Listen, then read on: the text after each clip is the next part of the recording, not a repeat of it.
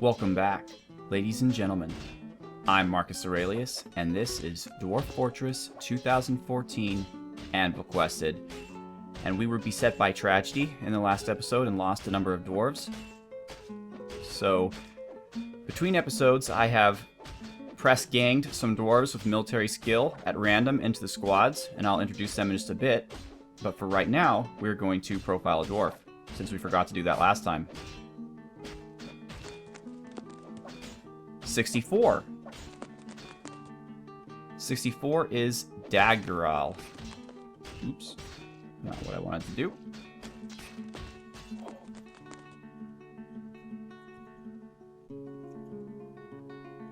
Dagal, there you are. Dagal is the wife of Tulmak, the father of Ezum, the son of Orthea and Captain Communism, the cousin of Bucephalus and Garner Redsword, and Catnip. He has a lot of friends, but no enemies. Alright, let's go... Dagal. Ah, he's one of our doctors. Okay, Dagal, Cobalt weakness. 68 years old, a doctor. Within the last week, she felt bliss during a legendary dining in a legendary dining room. Interest, seeing a fine door, ×5, and bliss after sleeping in a great bedroom. Within the last season, she felt interest, seeing a fine table, a fine seat, and a tastefully arranged very fine statue, satisfied at work, interested in a completely sublime statue, tenderness, talking with her child, interest, seeing a sublime floodgate. So all those artifacts I have lying around actually are making these people very happy. Seeing their own fine cabinet and seeing her own fine chest. She's an adequate suturer, an adequate wound dresser, but she's rusty in both of those things because our dwarves either tend to die or win. Not a lot of injuries. She's an adequate grower and a novice furnace operator, which is also rusty. She hasn't had an opportunity to do any kind of diagnosing. Maybe I don't ever set for that. Highest mutable skill is mechanic. She's rarely happy or enthusiastic. She does not easily hate, often feels envious of others, doesn't handle stress well. She has a greedy streak, but is friendly and brave in the face of imminent danger. She finds the pursuit of skill mastery off-putting. She sees perseverance in the face of adversity as bullheaded and foolish, and she dreams of creating a great work of art. She likes flax plant fiber, fabric, lapis lazuli, zinc, mica, figurines, chairs and thrones, backpacks, bucklers, and the shape of gems. She prefers to consume foxtail millet, pendant amaranth beer, and sheep cheese. Hates purring maggots, likes working outdoors. Treatment D. Don't know what that means. I think it has to do with health. Maybe she was diagnosed. I don't know. A short, sturdy creature fond of drink and industry, no kills. So that's Dagal. So let's introduce us to our new squaddies. That'll be fun, right? So, with Mina dead, the squad has been given to Throsil, who is the most skilled of all the remaining, so it's now Throsil's Thumpers. And the newly recruited dwarves are Gustav, Hammurabi, and Vika. They join veterans Throsil, Catnip, and Blunderbuss. Next, Bavette Argon took over the spears from Silverhaze, Bavette's big sticks. And new to that team is Arvalorn Carpkiller, Hyuga, and Dr. Congo. So we're back up to full strength, but we're going to be needing some training. None of the Elena Blade's blades or the Oscar's Varangians died. In fact, what we will be doing now, actually, is we will be exploring the caverns with Oscar's Varangians. Oh, but first, before we do that, let me introduce you to Melbida's Tome Smear, an iron crossbow. This is a superior quality iron crossbow. It has one notable kill, the Grizzly Itches, the Forgotten Beast. It has 5 other kills, 3 goblins in Anvilquested, 1 goblin in Anvilquested, and 1 giant Kia in Anvilquested, and its current owner and slayer is Atlas Bearded Gems the Dwarf, who has 6 kills. Let's see if Elena got any kills in the last melee. She did. Elena Starbreeze, Vigor Page the Dwarf. She has 1 kill, 1 goblin with her named weapon, Obur Stigaz, the hero of Rasps. Tomes Smear. Okay, cool. Alright, so what we're going to do now is Oscar's Varangians, and actually Elena Blade's Blades, are going to come here. In the meantime, we are going to reopen the gate. And we're going to set civilians to danger for right now so they don't just run out into the caverns like idiots. Our Marks dwarves are using their new bolts in practice. Eventually I should turn them off from that. Okay, the drawbridge is down. Wow, one guy already ran down. Oh, he must have got stuck down there when I closed it. Who is that? Yeens Beans. Oh, I'm so sorry, Yeens Beans. Go get yourself a drink. Okay, here comes some of our fine, brave young dwarves. Or old dwarves, or I'm not really sure what their ages are, to be honest. Well, I mean, I know. I can tell you exactly what their ages are, but not off the top of my head. Alright, so what do we see? Say we got kind of a lake down here. A lot of mushroom trees. We can see all this. We have more marble. We don't need it right now. So we haven't gone that far. There's a giant lake here. Okay. And that's where we just were. And there's really... Okay, there's some more stuff down here. Oh, a big area here. With just one little entrance. That's weird. Oh, it's interesting. Let's go check that out. Alright, squaddies. Move here.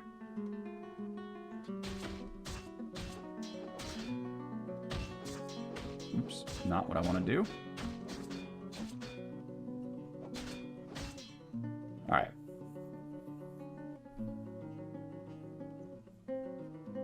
They'll probably go up and around, I presume. There they come.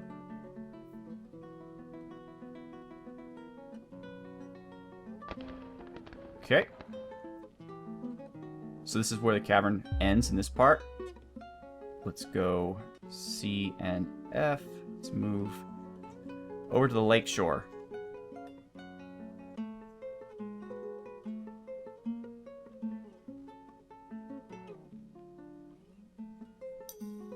Let's see what those are. Are they emeralds? Green zircon. No. Alright. Well, that's as far as we're going to get in this direction. So let's find another place to explore.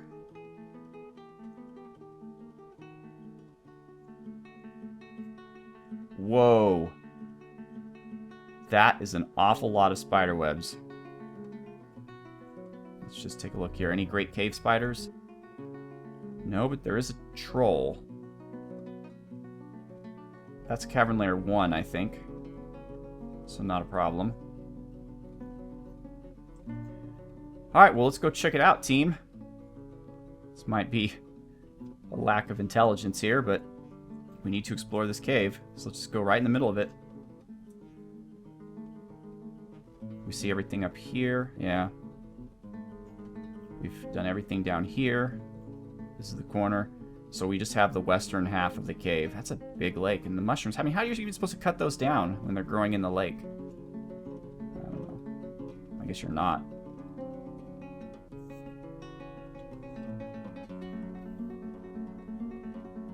That, we can make a lot of silk out of that.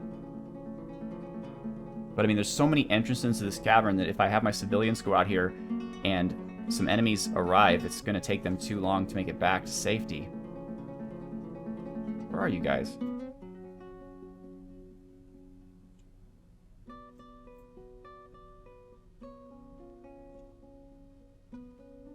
Oh, it's paused.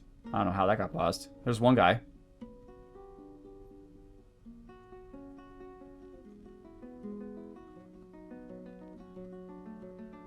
What are those? Clear zircon. Yeah, not that interested. No ores whatsoever. What's this? Violet spessartine. No ores and a lot of marble, but we have other floors where we could safely dig out marble, so we don't have to risk our lives in this place. Wow, 4 stories high. 1, 2, 3, 4.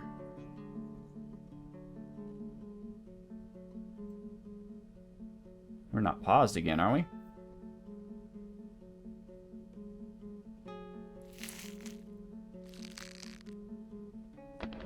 Oh, here we come.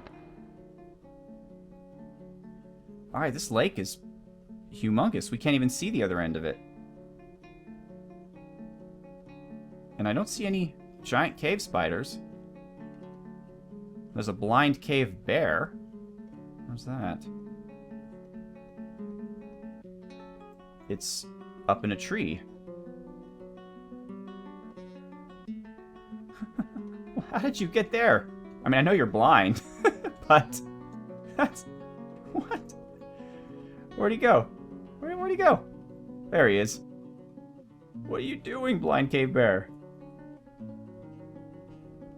Do you have any wounds? No, you're fine. I guess they can climb trees, but how did you even get in here? What's that? Oh, that's the bottom floor of the first cavern layer. Okay.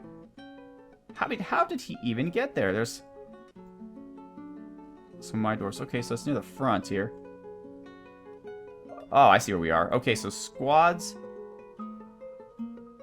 Let's move right to the edge. D. I'll just move you there.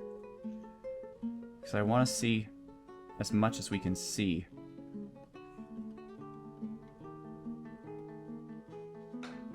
No, you don't want to do it? Alright, how about... Oh, that's sorry. That was the wrong team. That was Throsil Stumpers, who are not going to be... C and F. Let's move right to the edge here. So maybe we can see a little bit more of this corner.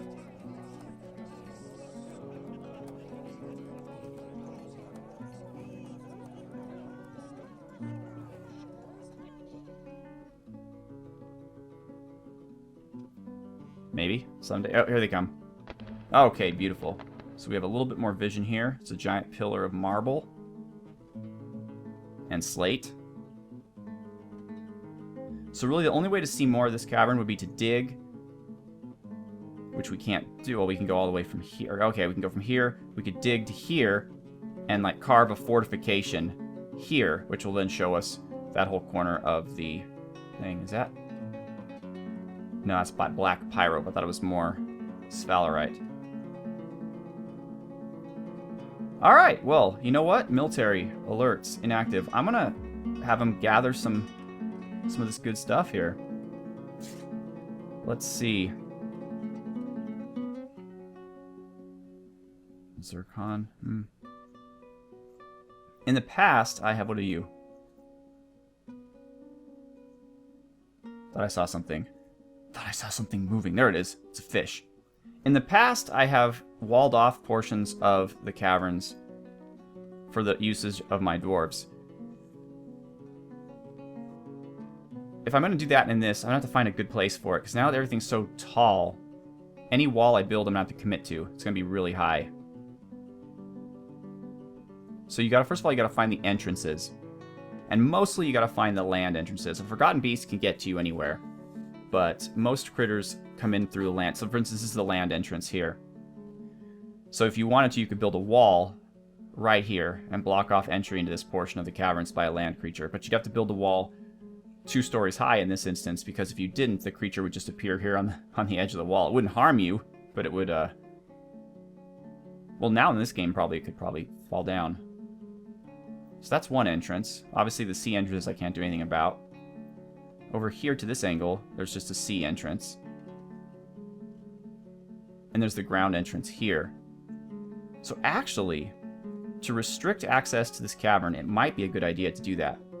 So what I'm going to do is I'm going to build a wall here. Chirp blocks, why not? And then here, I'm going to dig an upward stairway. And here, I'm going to build a downward stairway. And I'll build a floor here, and then a second level of wall there. And that whole portion of the cavern will be walled off, allowing my dwarves to collect all of this spider silk in relative peace. Unless a Forgotten Beast shows up, in which case they have to run like hell. Because a Forgotten Beast can go through water, it can fly normally, which means the only land entrance now is down here. And I don't want to block that one off. I do want things to be able to get into the caverns. But let's think about building a wall.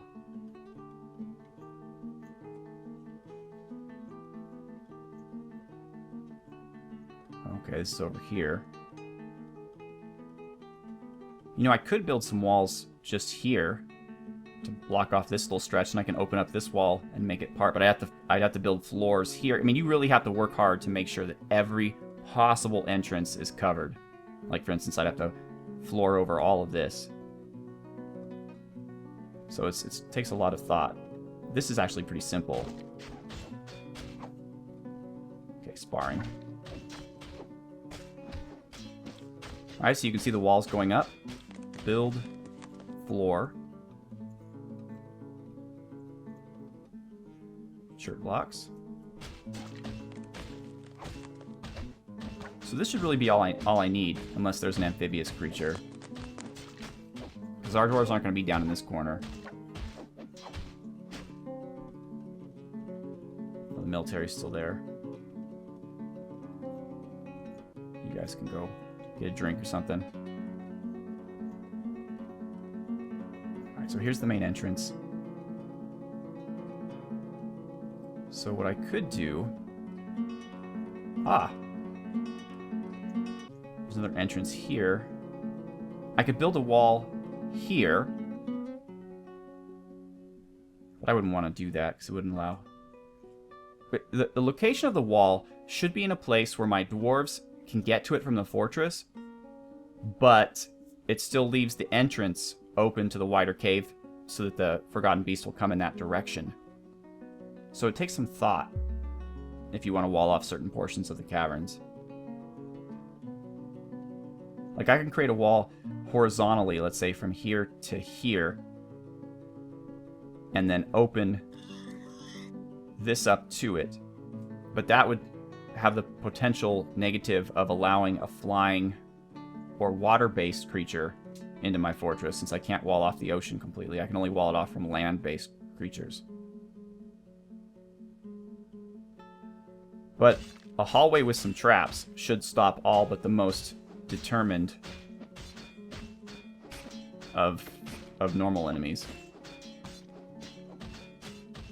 But a Forgotten Beast could get in, of course, which is a whole nother story. So yeah, I mean, I've done it in the past. That's why I like wide open caves, but it's hard. You have to really think about it. You have to make sure that absolutely nothing can get into whatever section of the caverns you wall off, which generally means huge walls everywhere. I mean, tons of stone blocks, sometimes 3 or 4 stories high.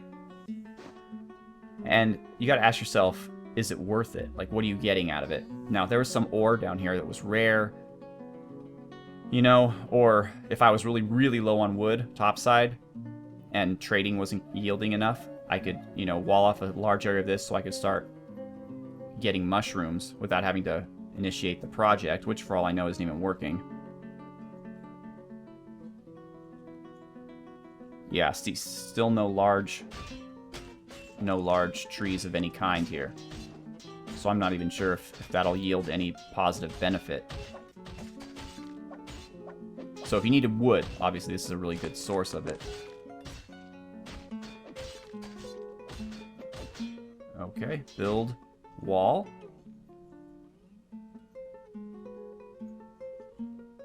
Chert blocks. So now if I'm correct, and it looks like I am, there is no other land-based way for creatures to get in here. This northern part, anyway. There's plenty of ways for sea-based creatures to get in, and flying creatures.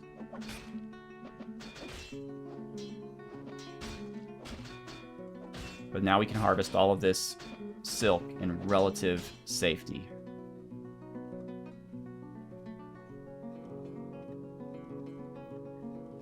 What I could do just temporarily is I could make what I was talking about, a giant wall.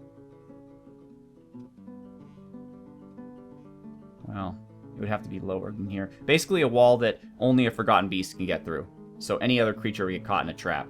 And we can have maybe a long corridor with lots of traps to protect my civilians. Where would be the best place for that? See, it couldn't be... There couldn't be any way to get around it, which is very difficult. Oh, he's picking up the wood. Okay.